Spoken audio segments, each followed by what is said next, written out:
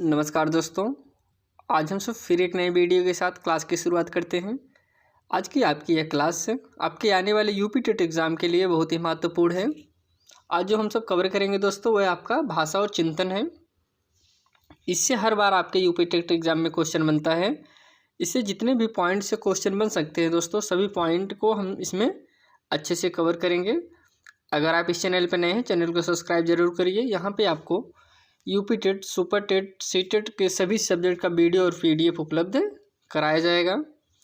आज की जो क्लास हम सब कवर करेंगे दोस्तों, अगर आपको इसकी पीडीएफ चाहिए तो आप टेलीग्राम चैनल को ज्वाइन करके पीडीएफ को प्राप्त कर सकते हैं, जो कि लिंक आपको डिस्क्रिप्शन बॉक्स में या फिर कमेंट बॉक्स में मिल जाएगा।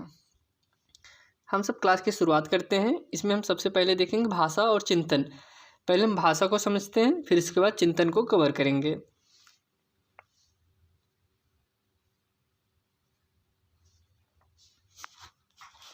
यहाँ पे कह रहे हैं कि भाषा भाव को व्यक्त करने का एक माध्यम है। क्या है?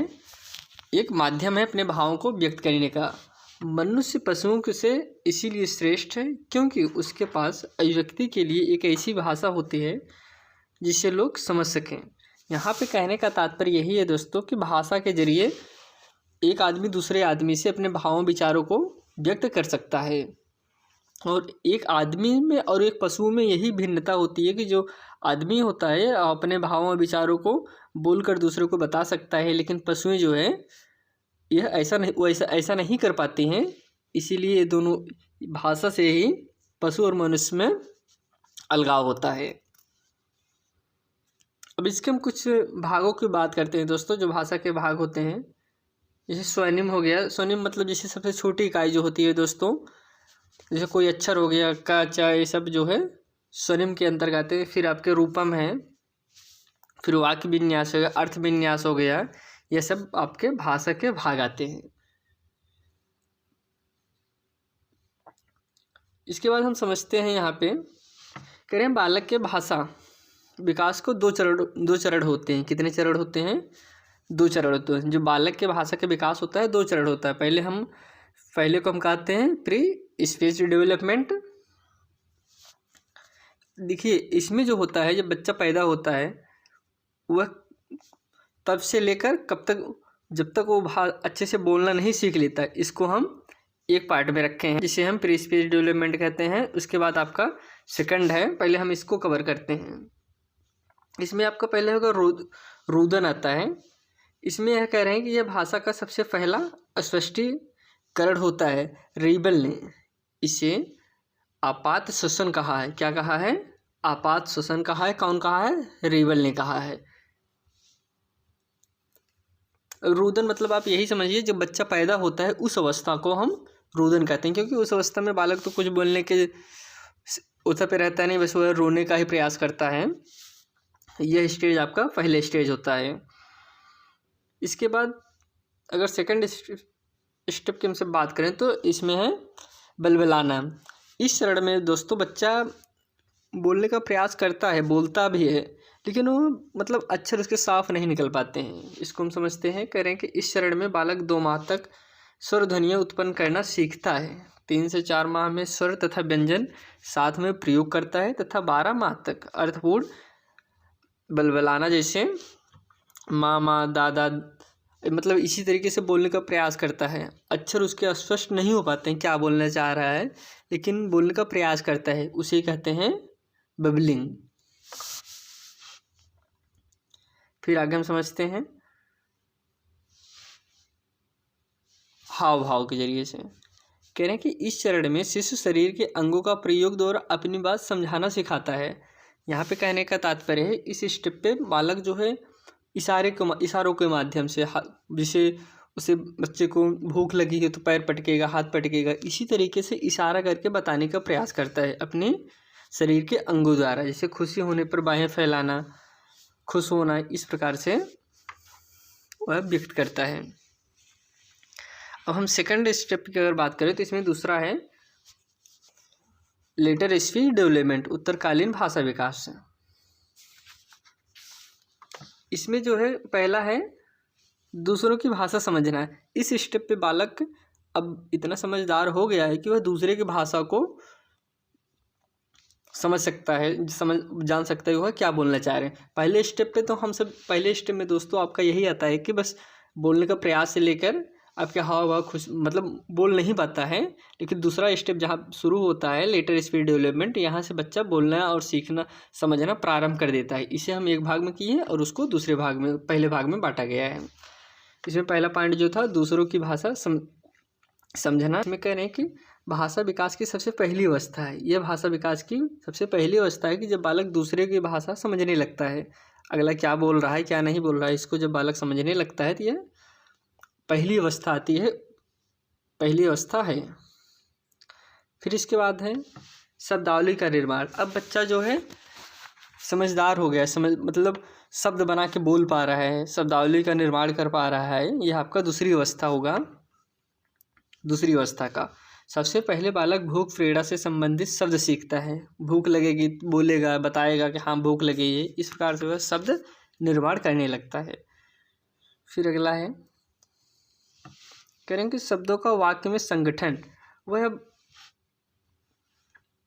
शब्दों को एकत्रित कर पा रहा है, संगठन कर लेता है कि हाँ कौन कैसे सेंटेंस बना के हम बोलें, इस प्रकार से निर्माण करने की उसकी क्षमता आ जाती है। फिर उच्चारण, शब्दों का उच्चारण कर लेता है। फिर भाषा विकास के स्वामित्व, यह सब जो है आपका दूसरे पॉइंट में आएंगे। इस स्टेज पे बालक पूर्णतः एकदम जानकार हो जाता है, हर चीज़ को उसे नॉलेज हो जाता है, कौन शब्द कहाँ बोलना है, कैसे बोलना है। इस प्रकार के डेवलपमेंट आपके इस स्टेज पे बालक के अंतर्गत हो जाते हैं। अब हम समझने का यहाँ पे प्रयास करते हैं कि किस अवस्था में लगभग कितने अक्षर का शब्द भंडार बालक के पास हो जाता है। बालक के आयु के अनुसार शब्द भंडार इसे जन्म जब लेता है, जन्म से 8 माह तक उसके पास कोई अक्षर नहीं रहता, बोलता नहीं है, सिर्फ रोने के सिवा और कुछ नहीं कर पाता।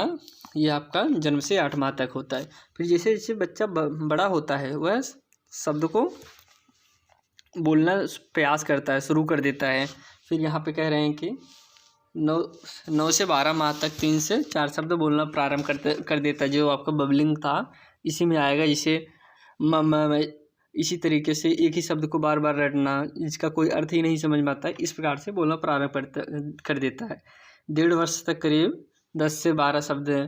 फिर 2 वर्ष से आपका 272 से, ये लगभग है, ऐसा नहीं कि एग्जैक्ट ही इतना ही शब्द है, एक लगभग आंकड़ा बताया गया है कि लगभग इतने शब्द बालक बना लेता है। फिर 2.5 वर्ष तक लिखा है 4 से 50 शब्द तक, 3 वर्ष तक 1000 शब्द, 3.5 वर्ष तक 12 से 50 शब्द, 4 वर्ष तक 16 से शब्द, 5 वर्ष तक 21 शब्द, 11 वर्ष तक 50,000 शब्द,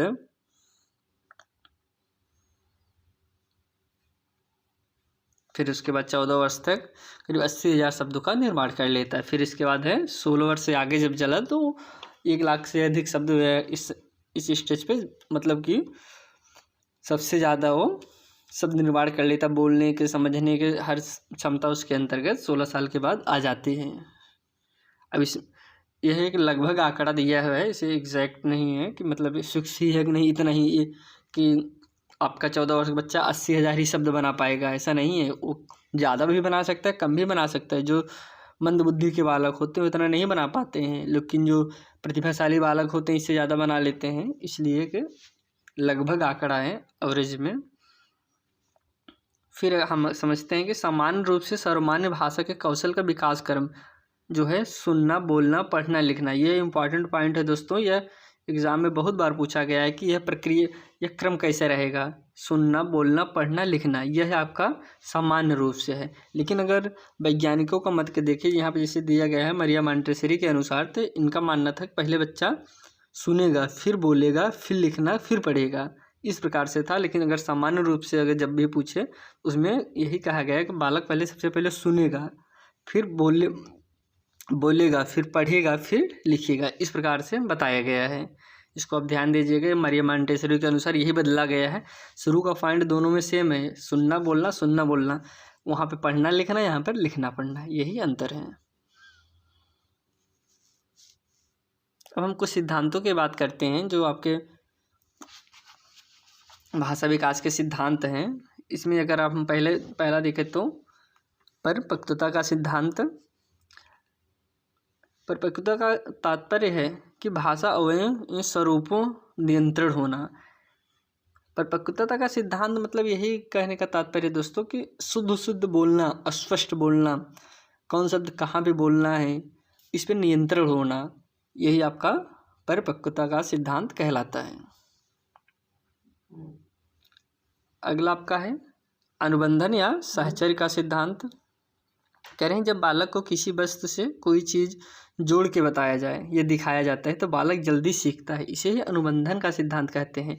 कहने का तात्पर्य है दोस्तों कि जब बालक को हम किसी चीज़ के बारे में बता रहे हैं तो उससे अगर हम कनेक्ट करके पढ़ाएंगे तो बालक बहुत जल्दी सीखता है।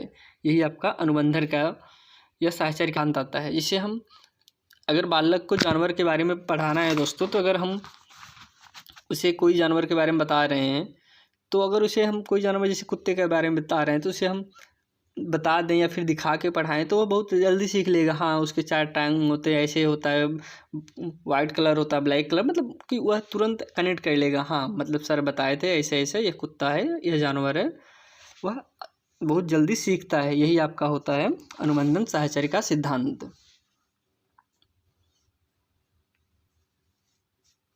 इसके बाद है अनुकरण। अनुकरण से जैसे तात्पर्य है दोस्तों नकल करके, आप चित्र में देख रहे होंगे। इस सिद्धांत में बालक दूसरे को देखकर नकल करके सीखता है, जैसा अगला करेगा वो बालक भी वैसा करने का प्रयास करता है। यह आपका अनुकरण का सिद्धांत कहलाता है। जैसे भी घर में छोटे छोटे बालक रहते हैं तो फिर जैसा आप करेंगे आपको देखते रहेंगे, सेम वैसा वो भी करने का प्रयास करते हैं। यही आपका होता है अनुकरण का सिद्धांत। अब कुछ और भी वैज्ञानिक थे अन्य विद्वानों के अनुसार भाषा विकास के सिद्धांत। इसे भाषा विकास का सिद्धांत पावलोव के अनुसार हम समझते हैं। तो बालक भाषा का जिनका मानना था, बालक जो है भाषा शब्द अर्थ के माध्यम मध्य संबंध स्थापित करके सीखता है। इस संबंध को पावलोव ने अनुबंधन नाम दिया है। कौन सा नाम दिया है दोस्तों? अनुबंधन नाम दिया है। अतः पावलोव के अनुसार बालक भाषा अनुबंधन के माध्यम से सीखता है। और अभी दोस्तों यहाँ से 2 निष्कर्ष निकलता है। जो अनुबंधन का सिद्धांत है वह आपके पावलोव महोदय ने दिया था और इनका यही मानना था कि जो है बालक जो है शब्द अर्थ के मध्य संबंध स्थापित करके सीखता है। अगले विद्वान जो आपके हैं स्किनर महोदय हैं, इनके बारे में हम समझते हैं। कह रहे हैं कि इनका मानना था कि जो बालक भाषा अनुकरण व होगा पुनर्बलन के माध्यम से सीखता है। किससे? अनुकरण और पुनर्बलन के माध्यम से बालक सीखता है। फिर इसके बाद बंडोरा के अनुसार बालक भाषा अनुकरण से सीखता है। बंडोरा ने भाषा विकास में पुनर्बलन को महत्व दिया है। किसको महत्व दिया है दोस्तों? पुनर्बलन को महत्व दिया है। इसके बाद आपके जो सबसे इम्पॉर्टेंट है, जिससे हर बार आपके एग्जाम में क्वेश्चन बनता है, वो आपके नॉम चॉम्स्की हैं। अगर हम नॉम चॉम्स्की की बात करें तो नॉम चॉम्स्की के अनुसार बालक जिस भाषा को सुनता है उसे अपने आप ही सीख जाता है। ऐसा किसका मानना था? नॉम चॉम्स्की का मानना था। बालक में भाषा ग्रहण करने की जन्मजात प्रवृत्ति होती है। कैसी होती है? जन्मजात प्रवृत्ति। बहुत बार एग्जाम में यही घुमा के पूछता है कि हाँ भाषा अर्जन करने की क्षमता बालक में कब से होती है, तो आप ध्यान दीजिएगा यह जन्मजात होती है। ऐसा किसका मानना था? नॉम चॉम्स्की का मानना था, जिसे भाषा अर्जन तंत्र के नाम से जाना जाता है। फिर आपका आता है नॉम चॉम्स्की का मानना है कि बालक जिस भाषा को सुनता है उसकी व्याकरण को भी अपने आप सीख जाता है। इसीलिए इस सिद्धांत को जेनरेटिव ग्रामर थ्योरी भी कहा जाता है। ये आपके नॉम चॉम्स्की महोदय थे। इन्होंने ही भाषा अर्जन अधिगम का सिद्धांत दिया था। जो इनका यही मानना था कि जो बालक के अंदर भाषा सीखने की प्रवृत्ति होती है जन्मजात होती है। ऐसा नहीं कि वो बाद में आता है। वह बालक के अंतर्गत भाषा सीखने की प्रवृत्ति जन्मजात होती है। ये आप ध्यान दीजिएगा। इसके बाद हम सब चिंतन यहाँ से शुरू करते हैं। चिंतन को समझते हैं। चिंतन कहते हैं किसे हैं? करें किसी समस्या का समाधान करने के लिए हमारे मन में जो विचार उत्पन्न होते हैं वही चिंतन कहलाता है। अब यहाँ पे अगर समझने का हम सब प्रयास करें तो यहाँ पे यही कहने का तात्पर्य है कि जब हमारे अंदर कोई समस्या होगी, उसकी समाधान के लिए जो हम सोचेंगे तो वही आपका चिंतन कहलाता है। और जो समस्या नहीं होती तो फिर हम सोचे भी नहीं कि जिस टॉपिक पर हम सोच रहे हैं, जिस समस्या को लेकर, अगर वो समस्या ना होती तो तब भी हम सोचते हैं, तब हम उस टॉपिक पे नहीं सोचते। इसीलिए कहने का तात्पर्य यहाँ पे यही है, आप चिंतन तभी करते हैं जब समस्या होती है, और जब समस्या का समाधान खत्म हो जाता है तब आपका चिंतन भी खत्म हो जाता है। ऐसा नहीं जैसे किसी टॉपिक को आपने सोचा, समस्या खत्म हो गई, फिर उसके बाद भी आप उस टॉपिक में नहीं सोचते हैं, फिर दूसरी समस्या आएगी, दूसरे बारे में सोचेंगे। इसलिए चिंतन तभी तक चलता है जब तक आपकी समस्या रहती है। समस्या का समाधान होने के बाद चिंतन खत्म हो जाता है, और चिंतन तभी होता है जब समस्या होती है। यहाँ पे कह रहे हैं कि चिंतन की प्रक्रिया सोते समय भी चलती है। जो सोचने की प्रक्रिया है दोस्तों, आप सोते रहेंगे तब भी यह प्रक्रिया चलती रहती है। अब यहाँ पे चिंतन के प्रकार हम समझते हैं। चिंतन के प्रकार, इसमें आपका है पहला प्रत्याशात्मक या फिर मूर्त चिंतन। अब जैसे मूर्त से यहाँ पे क्लियर हो रहा है कि मूर्त मतलब जिसे हम देखें, इस मतलब कि साक्षात, ये सब आपके मूर्त के अंतर्गत जो दिखाई दे, ये आपके मूर्त के अंतर्गत आते हैं। तो यहाँ पे कह रहे हैं कि किसी वस्तु या मूर्त रूप को देखकर चिंतन करना प्रत्याशात्मक चिंतन कहलाता है। यह पूर्व अनुभव पर आधारित होता है। ऐसा चिंतन छोटे बालकों में पाया जाता है। यहाँ पे कहने के यही तात्पर्य है कि जिस चीज़ को हम सब देख कर चिंतन करें, जिस चीज़ को मूर्त रूप से चिंतन के लिए फिर वो हमारे सामने दिखती रहे, उस पर चिंतन करें, वह आपका प्रत्याशात्मक चिंतन कहलाता है। जैसे त्रिशूल को देखकर भगवान के शिव की याद आना। अभी आपने त्रिशूल देखा, यहाँ पे एक उदाहरण दिए हैं, इसी तरीके से बहुत सारे उदाहरण बन सकते हैं। जैसे एक त्रिशूल है, त्रिशूल आप देखेंगे तुरंत याद आ जाएगा, यह जो है भगवान शिव अपने हाथ में लेकर बैठे रहते हैं, यह जो है शिव का है। तो इस प्रकार का चिंतन जो होता है वह आपका प्रत्याशात्मक चिंतन होता है। किसी चीज़ को देख के उसे कनेक्ट कर दें, हाँ वह किसका है, तो वह आपका प्रत्याशात्मक चिंतन कहलाता है। इसके बाद अगला है प्रत्यात्मक चिंतन, जिसे हम अमूर्त चिंतन भी कहते हैं। यह अमूर्त मतलब यह दिखाई नहीं दे, मतलब हम पहले देखे रहें, लेकिन जब उसका चिंतन करें तो वह ना रहे, फिर हम उसे अटैच कर दें, वैसे भी कनेक्ट कर दें। हाँ, जैसे पहला आपका जो था प्रत्याशात्मक चिंतन, उसमें आप त्रिशूल देख रहे हैं, देखने के बाद उसको कनेक्ट कर रहे हैं कि हाँ वह भगवान शिव का है। इसमें ऐसा नहीं होता। इसमें कह रहे हैं जो चीज़ दिखाई नहीं देती है उनके बारे में विचार करना प्रत्यात्मक चिंतन कहलाता है। यह आपका प्रत्यात्मक चिंतन होता है। जिससे कह रहे हैं कि बालक कुत्ता देखा, घर वाले को पूछने पर बता देगा कि वह कुत्ता है। जैसे बालक कुत्ता पहले से देखा हुआ है, अब उससे अगर कोई पूछेगा तुरंत वह बता देगा कि हाँ वह कुत्ता था, क्योंकि पहले से देख चुका है। अब उसके सामने कुत्ता दिख तो नहीं रहा है ना कि हाँ वह कुत्ता है, कुत्ता सामने देखा हाँ कुत्ता है, ऐसा नहीं है, अमूर्त है, मतलब उसके सामने नहीं है, लेकिन तब भी अगर कोई पूछ रहा है वह बता देगा। वह आपका अमूर्त चिंतन होता है, जिसे हम प्रत्यात्मक चिंतन भी कहते हैं। इसके बाद आपका जो आता है काल्पनिक चिंतन है। कह रहे हैं कि जब हम पूर्व अनुभव के द्वारा कल्पना करते हैं, किसके पूर्व अनुभव के द्वारा कल्पना करते हैं, वह काल्पनिक चिंतन कहलाता है। जब हम अपने जो हमारे पूर्व ज्ञान होते हैं उसको कनेक्ट करके कोई चिंतन करते हैं तो वह आपका काल्पनिक चिंतन कहलाता है। इसके बाद आपका नेक्स्ट है तार्किक चिंतन। कह रहे हैं कि किसी वस्तु के बारे में तर्क करना, विचार करना, यह आपका तार्किक चिंतन कहलाता है। अब यहाँ पे जैसे किसी चीज़ की परिभाषा बनाना, जैसे हमने पूछ लिया कि दिल्ली की विशेषता बताइए, दिल्ली की क्या क्या विशेषता होती है, अब आपको तर्क करके बताना है, आपको अपने मन से विचार लाना है कि अब ऐसा तो नहीं कोई फिक्स आंसर पूछ रहे हैं, इसमें अलग आंसर है, तो आप इसमें अपने मन से अपने दिमाग से सोच के बताएंगे हाँ बहुत सारी विशेषताएं हैं, जो महत्वपूर्ण विशेषताएं उसको आप बताइए। इस प्रकार के चिंतन आपका तार्किक चिंतन में कहलाता है। तर्क करके, जैसे रीजनिंग का क्वेश्चन कोई हमने दे दिया और आप सोचेंगे तर्क करेंगे हाँ ये नहीं ये होगा आंसर, इस प्रकार के जो चिंतन होता है वह आपका तार्किक चिंतन कहलाता है। यहाँ पे जॉन डेवी ने कहा था कि यह बहुत हाई लेवल का चिंतन होता है। कौन सा? हाई लेवल का, जिसे परिभाषाएं बनाना अपने मन से, यह सब जो है आपके तार्किक चिंतन के अंतर्गत आते हैं। इसीलिए इसे बहुत हाई लेवल का चिंतन जॉन डेवी महोदय ने कहा था। अब इसके कुछ जो इम्पोर्टेंट पॉइंट हैं इसको हम समझ लेते हैं, इससे और क्लियर हो जाएगा। यहाँ पे कह रहे हैं चिंतन प्रक्रिया की शुरुआत समस्या सामने होने से होती है। जैसे हमने शुरू में बता दिया, चिंतन प्रक्रिया तभी शुरुआत होगा जब कोई समस्या होगी। जब समस्या नहीं रहेगी तो हम चिंतन भी नहीं करेंगे, और चिंतन को समस्या समाप्त होने के बाद चिंतन भी समाप्त हो जाता है।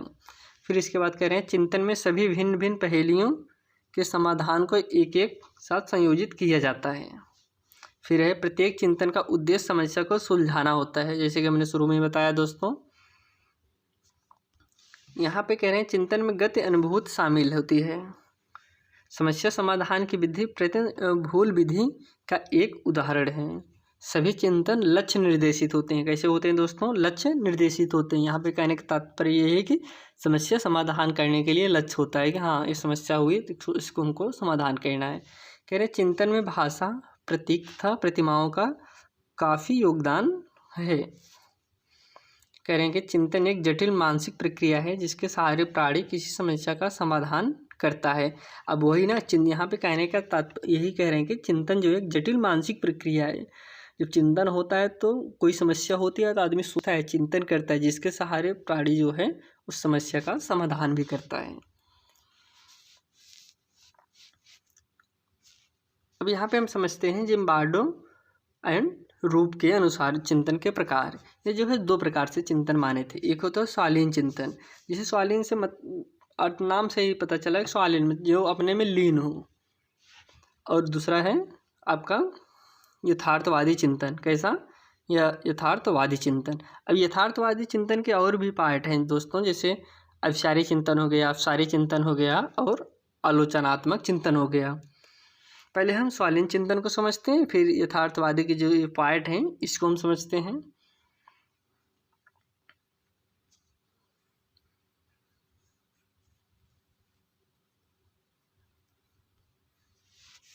जैसे करेंगे स्वालीन चिंतन। स्वालीन चिंतन मतलब काल्पनिक विचारों या इच्छाओं की अभिव्यक्ति पर आधारित होता है, वास्तविक स्वरूप नहीं होता। जैसे स्वप्न देखकर उसे सबको बताना। यहाँ पे कहने का तात्पर्य है जब बच्चा कल्पनाओं में रहे, ऐसे जिसे बच्चा सपना देखा उसे सबको बताना है। अब तो वो हकीकत तो है नहीं, लेकिन वह ये सब काल्पनिक होता है। स्वालीन चिंतन का सीधा सीधा यही मतलब है, कल्पना जो वास्तविकता से कोई मतलब नहीं रहता, उसका वास्तविकता स्वरूप नहीं होता, वो आपका स्वालीन चिंतन होता है। अगर हम दूसरा देखें, अगर वो पहला था वास्तविकता से कोई नहीं मतलब होता, इसका मतलब यथार्थवादी, इसका स्वालीनता से मतलब होता है। जैसे यह वैसा चिंतन है जिसका संबंध वास्तविकता से होता है, वह आपका यथार्थवादी चिंतन होता है। अब जो यथार्थवादी चिंतन के प्रकार थे, इसमें पहला आपका प्रकार था अविचारी चिंतन। अविचारी जिसे नाम से ही स्पष्ट हो रहा, अविचारी चिंतन। अविचारी चिंतन को निगमनात्मक चिंतन भी कहा जाता है। इसमें समस्या के एक ही समाधान होता है। कैसा होता है? एक ही समाधान। जैसे भारत का राष्ट्रीय पक्षी मोर है। यहाँ पे कहने का तात्पर्य है इसका फिक्स आंसर होता है। कैसा आंसर होता है? Fix answer. इसे हम अलग से नहीं, मतलब अपने मन से आंसर नहीं जोड़ के बना सकते। जैसे यहाँ पे पूछा राष्ट्रीय पक्षी मोर, अब हमने इसका आंसर एकदम फिक्स है। आप हमसे पूछें, किसी से पूछें इसका, लेकिन वो आंसर जो कोई भी देगा आंसर यही देगा कि इसका राष्ट्रीय पक्षी का नाम मोर है। अगर ये विशेषता पूछ लेता है, राष्ट्रीय पक्षी मोर की विशेषता बताइए, तब इसमें बहुत सारे आंसर हो सकते हैं कि वह राष्ट्रीय पक्षी मतलब कि बहुत सारी विशेषताएँ होती हैं, तो यह जो है उसकी विशेषताएं हो जाती हैं। लेकिन ऐसा, और जितने लोग बताते हैं सब अलग अलग चीज़ बताते हैं, तो ऐसे, लेकिन ऐसा तो है नहीं। यहाँ पे एक पूछ रहा है कि राष्ट्रीय पक्षी मोर, जैसे और पूछ रहे हैं भारत की राजधानी क्या है। अब देखिए, अब तो ये तो एक फिक्स आंसर है ना, भारत की राजधानी दिल्ली है। तो इस आप किसी से पूछेंगे सबको यही बताएंगे भारत की राजधानी नई दिल्ली, नई दिल्ली। इसमें तो कोई संशोधन कर नहीं पाएंगे। अगर यहाँ पे हम पूछ लें भारत की राजधानी की विशेषता बताइए, तब तो आपका अभिसारी चिंतन हो जाएगा, सेकंड वाला जो है। लेकिन इसमें पहला पूछ रहे हैं तो अभिसारी चिंतन। अभिसारी चिंतन मतलब जो कि फिक्स आंसर हो, जैसे 3+2। अब इस 3+2 का 5 आंसर फिक्स है कि इसका आंसर 5 ही आएगा। अब किसी से भी आप पूछेंगे 3+2 कितना होता है, तो सभी को यही बताएंगे कि 5 होता है। लेकिन अगर हम ऐसा पूछ लें कि 5 किन किन संख्याओं को जोड़ने से आएगा, तो आपका ये अभिसारी हो जाएगा। अब हम 3 2 भी जोड़ के 5 ला सकते हैं और आपका 1 4 भी जोड़ के ला सकते हैं, तो ये आपका अभिसारी चिंतन के अंतर्गत आएगा। और अभिसारी मतलब एक फिक्स आंसर रहता है, वो आपका अभिसारी आएगा। अब हम अभिसारी समझते हैं। करें अभिसारी चिंतन में समस्या के समाधान के लिए एक से अधिक विकल्प होते हैं। इसमें बालक अपनी तार्किक क्षमता का प्रयोग करके उत्तर देता है। जैसे भारत के राष्ट्रीय पक्षी की मोर की विशेषता बताइए। अब जब ऐसा हम क्वेश्चन करेंगे, अब हम जितने बालक होंगे अगर सबसे करेंगे तो सब अलग अलग जवाब देंगे। सब इसमें जितने भी जवाब आएंगे अलग अलग जवाब आएंगे। तो ये आपका अभिसारी चिंतन यहाँ पे फैलाव हो रहा है कि जितने भी लोग होंगे अपने मन से आंसर देंगे। इसका कोई फिक्स आंसर नहीं है कि हाँ भारत का राष्ट्रीय पक्षी मोर की विशेषता एकदम फिक्स नहीं है कि हाँ यही होता है। बहुत सारे लोग अपने प्रकार से अलग अलग प्रकार से बताएंगे। यह आपका अभिसारी चिंतन है। अब नेक्स्ट आपका है आलोचनात्मक चिंतन। गुण दोष के देखते हुए किसी बात को स्वीकार करना आलोचनात्मक चिंतन कहलाता है। अर्थात किसी वस्तु या तथ्य की सच्चाई को स्वीकार करने से पहले उसके गुण दोष को पूरी तरह से परख लेना आलोचनात्मक चिंतन का उदाहरण है। यहाँ पे कहने का तात्पर्य है कि किसी चीज़ को हम पहले अच्छे से समझ लें, उसकी फ़ायदा क्या है, नुकसान क्या है। इस प्रकार के जब हम समझ बूझ के कोई काम करते हैं तो वह आपका आलोचनात्मक चिंतन कहलाता है। वही कह रहे हैं कि गुण को देखते हुए किसी बात को स्वीकार करना, यह आपका आलोचनात्मक चिंतन है। अब हम चिंतन की कुछ परिभाषाएं समझ लेते हैं जो कि बहुत ही महत्वपूर्ण है दोस्तों। इसमें है गैरेट के अनुसार कह रहे चिंतन एक प्रकार का अदृश्य व्यवहार है। कैसा व्यवहार है दोस्तों? अदृश्य। अब चिंतन को हम सब तो देख पाते नहीं कि हाँ चिंतन कैसा हो, कैसा हम सब चिंतन कर रहे हैं, कैसा चिंतन होता है, ये तो होता नहीं है। तो इसी के लिए कह रहे हैं कि हम ये अदृश्य व्यवहार है जिसमें सामान्य रूप से प्रतिकूल का प्रयोग होता है। ऐसा कैसे किसका मानना था? गैरेट का मानना था कि यह एक अदृश्य व्यवहार होता है। फिर इसके बाद आपका राज के अनुसार है चिंतन मानसिक क्रियाओं का ज्ञानात्मक पक्ष है। कैसा पक्ष है दोस्तों? ज्ञानात्मक पक्ष है। फिर वैलेंटाइन के अनुसार मनोवैज्ञानिक दृष्टिकोण से चिंतन शब्द का प्रयोग उस क्रिया के लिए किया जाना चाहिए जिसमें श्रृंखलाबद्ध विचार किसी लक्ष्य की ओर प्रवाहित होते हैं। कुछ इसमें मिस टाइपिंग हो गया है दोस्तों, उसको अपना ध्यान दीजिए। तो ये ऐसा किसका मानना था? वैलेंटाइन के अनुसार था। फिर आपका है कागन तथा होमैन के अनुसार कह रहे हैं प्रतिमाओं, प्रतीकों, संपत्तियों, नियमों या अन्य मध्यस्थ इकाइयों का मानसिक जोड़ तोड़ को चिंतन कहा जाता है। ऐसा किसका मानना था? कागन तथा होमैन के अनुसार। दोस्तों आज हमने फिर एक क्लास यहाँ पे ख़त्म किया जिसमें हम सब भाषा और चिंतन को कवर किए। डेली हम सब यहाँ पे आपके लिए यूपी टेट की क्लास को ला रहे हैं। अगर आप इस चैनल पर नए थे, चैनल को सब्सक्राइब जरूर करिए। और इस पीडीएफ के लिए आप टेलीग्राम चैनल को ज्वाइन करके पीडीएफ को प्राप्त कर सकते हैं। टेलीग्राम पे आप सर्च करिए @S4Study। एक इस सर्च करने के बाद आपका इसका ऑफिशियल चैनल आ जाएगा, उस पर क्लिक करके आप टेलीग्राम को ज्वाइन कर सकते हैं, या फिर आपको डिस्क्रिप्शन बॉक्स में या फिर कमेंट बॉक्स में आपको लिंक मिल जाएगा, वहाँ से भी आप टेलीग्राम को ज्वाइन कर सकते हैं। धन्यवाद दोस्तों।